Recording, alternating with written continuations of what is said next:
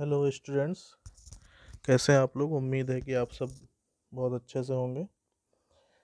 तो बहुत स्टूडेंट्स का ये क्वेश्चन होता है कि सुटिक्स या किसी भी पर्टिकुलर सब्जेक्ट का बेसिक्स क्या होता है, क्योंकि बेसिक जब तक हमारा क्लियर नहीं होगा तब तक हम आगे उसके बारे में बहुत अच्छे से समझ नहीं सकते। तो आज हम लोग डिस्कस करेंगे बेसिक्स कॉन्सेप्ट्स ऑफ फार्मास्यूटिक्स, यानी कि फार्मास्यूटिक्स के कौन कौन से बेसिक कॉन्सेप्ट हैं। तो बहुत ही बेसिक मैं आपको आज बताऊंगा, फिर आगे के लेक्चर्स में हम उसको पढ़ेंगे जैसा भी हमारा सिलेबस होगा।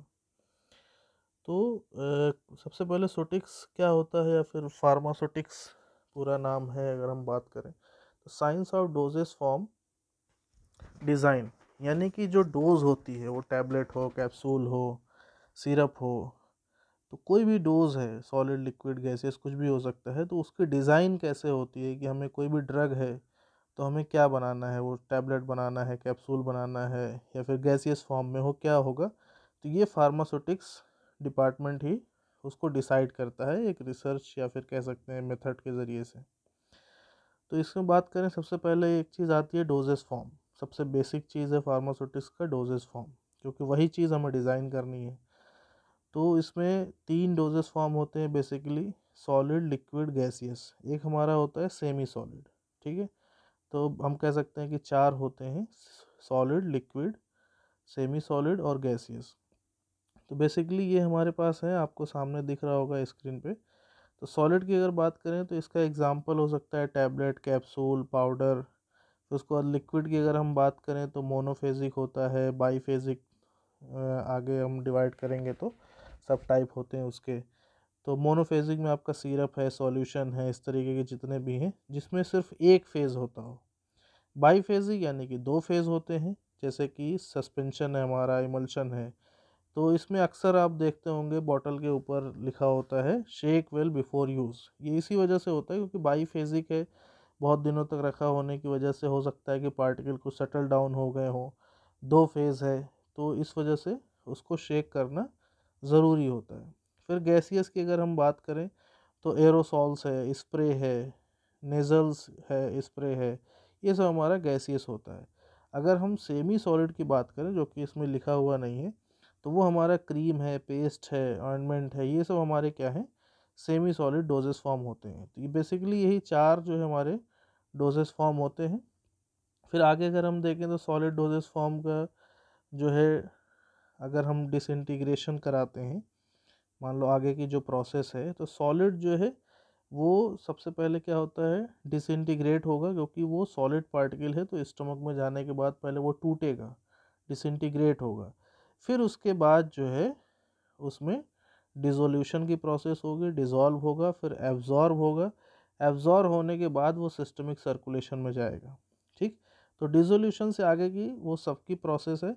फिर उसके बाद लिक्विड, गैसियस, ये सब जो डोजेस फॉर्म है, ये भी क्या है, सीधे डिसोल्यूशन की तरफ जाएंगे, क्योंकि लिक्विड ऑलरेडी टूटा हुआ है, ठीक है, वो सॉल्यूशन बना हुआ है। गैसियस भी, उसको भी कुछ नहीं करना है।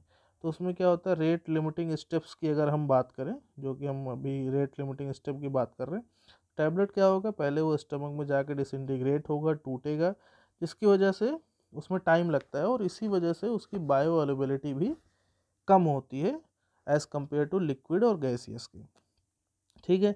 तो इन तीनों डोजेस फॉर्म की बात करें तो टैबलेट पहले डिसइंटीग्रेट होगा, बाकी सबके अगर आगे का स्टेप की बात करें तो सबसे पहले डिसोल्यूशन होगा, ठीक। डिसोल्यूशन के बाद जब डिज़ोल्व हो जाएगी ड्रग, फिर एब्जॉर्प्शन होगा। एब्जॉर्प्शन के बाद एब्जॉर्ब होकर वो सिस्टमिक सर्कुलेशन में जाएगा, हमारे ब्लड में जाएगा, और ब्लड के थ्रू जो है उसमें 2 पार्ट होते हैं, एक होता है बाउंड ड्रग, एक होता है अनबाउंड ड्रग जो कि फ्री होती है, ठीक। तो बाउंड ड्रग जो होती है वो एक्चुअली क्या होती है कि वो प्रोटीन से बाइंड होती है, ठीक है, या फिर कह सकते हैं प्रोटीन से बाइंड हो जाती है। और अनबाउंड जो ड्रग होती है वो फ्री होती है, यानी वो किसी से बाइंड नहीं होती। तो यही जो अनबाउंड ड्रग होती है जो कि फ्री होती है, यही जो है हमारा ड्रग एक्शन शो करता है, ठीक है। जैसे मान लो किसी को फीवर है या कोई भी बीमारी है या फिर कुछ भी है, तो क्या है कि जो अनबाउंड ड्रग होती है, जो कि फ्री होती है, जो कि प्रोटीन से नहीं बाइंड होती है, वही ड्रग हमारी उस बीमारी को सही करने में मदद करती है, उसी को हम लोग बोलते हैं कि वो थेराप्यूटिक इफ़ेक्ट शो करती है। ठीक है, या फिर कह सकते हैं कि ड्रग एक्शन शो करती है या फिर थेराप्यूटिक इफ़ेक्ट देती है। बाकी जो बाउंड ड्रग है वो हमें कोई भी इफ़ेक्ट नहीं देगी। ठीक है, इतना क्लियर हो गया स्टूडेंट्स। फिर उसके बाद अगर हम बात करें रूट्स की, तो हमारे पास कई सारे रूट होते हैं। पहला है ओरल रूट, दूसरा है पेरेंटल रूट। बेसिकली ये दो ही हमारे पास होते हैं, ओरल और पेरेंटल। इसी में बहुत सारे सब टाइप होते हैं। ओरल में क्या होता है कि ये जो है हमेशा आईवी से कम इसकी बायो अवेलेबिलिटी होगी।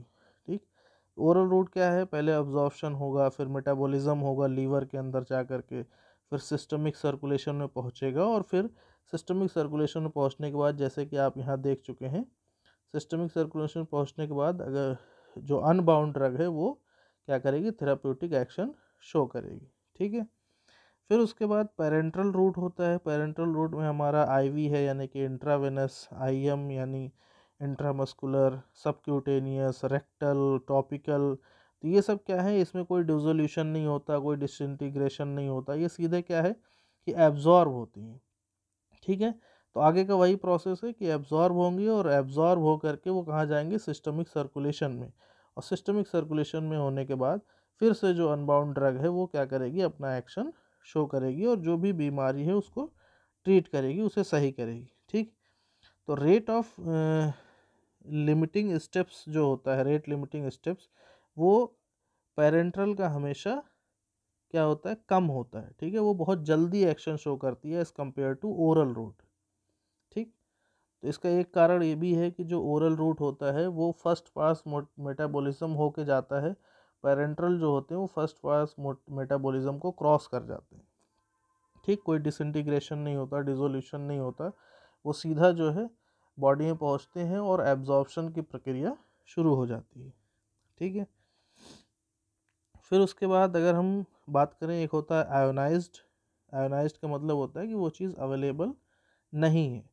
नॉन आयोनाइज्ड यानी कि बायो अवेलेबिलिटी उसकी कितनी है, या रेट एंड, और अगर हम बायो अवेलेबिलिटी की बात करें, उसकी डेफिनेशन जो कि कई बार मैं इसका नाम ले चुका हूँ इस वीडियो में, तो बायो अवेलेबिलिटी का मतलब होता है कि वो रेट, जिस रेट से ड्रग आपके ब्लड स्ट्रीम में पहुँच रही है। ठीक, जैसे इसका जो डेफिनेशन आपके सामने लिखी मिल रही है, rate and extent of reaching of drug in systemic circulation.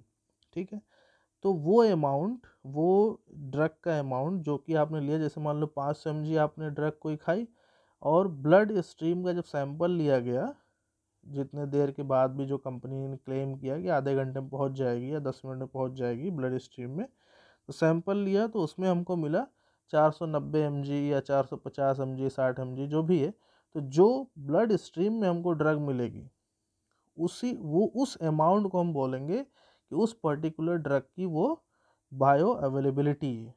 ठीक है, ये मेरे ख्याल से ये क्लियर हो गया होगा। बायो अवेलेबिलिटी क्या है, rate and extent of reaching of drug in systemic circulation. वो अमाउंट जो ड्रग का ब्लड स्ट्रीम में पहुंचता है, उसको हम लोग बोलते हैं उस पर्टिकुलर ड्रग की बायो अवेलेबिलिटी। तो हर ड्रग की बायो अवेलेबिलिटी थोड़ा फ्लक्चुएट करती है, कंपनी वो आपको बता के रखती है पहले से।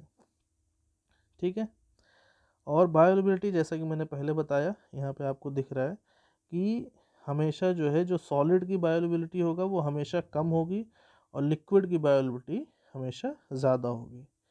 तो स्टूडेंट्स, ये जो है आपको मैंने एक बेसिक बता दिया कि फार्मास्यूटिक्स का बेसिक्स क्या होता है।